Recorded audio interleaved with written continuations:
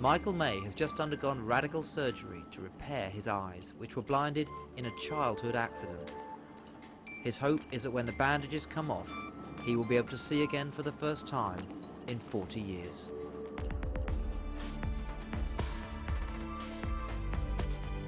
I didn't expect anything to happen for at least a couple of weeks. So to go into that room and have the bandages peeled back, and then to actually see light coming in, was more than words can really describe.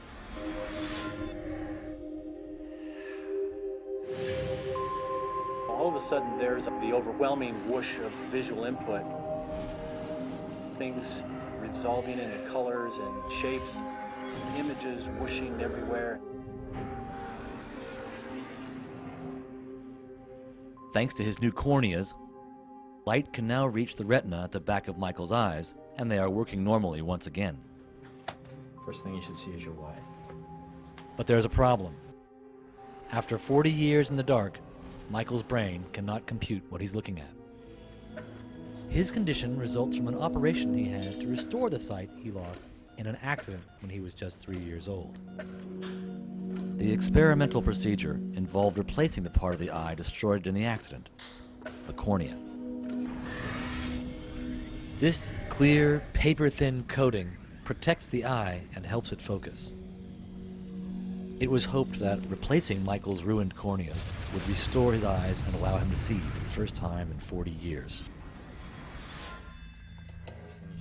But he awoke to find that though his eyes were completely repaired, he still could not see.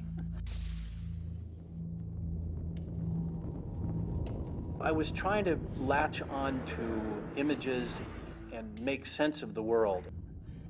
It wasn't as though I saw a face and said, oh, that's a smile automatically. I had to intellectualize this whole process, dissect it, and then figure it out. What Michael May doesn't have that most of us do is a visual database of the world around us. We're not born with this visual information. We have to accumulate it through experience. At birth, we have 1/40th of the detail in our sight that we finally achieve. At the back of the brain, 200 million neurons make up our visual cortex, the central processor for vision. Throughout childhood, most of us collect images for our visual database that form our understanding of the way the world looks for the rest of our lives. The interpretation, and therefore the recognition of certain things, takes a tremendous amount of experience. In this sense, the brain is learning to see. And this is taking place over the first 6 years, or to a smaller extent, even the first 9 years. But Michael stopped that learning when he was blinded at age 3.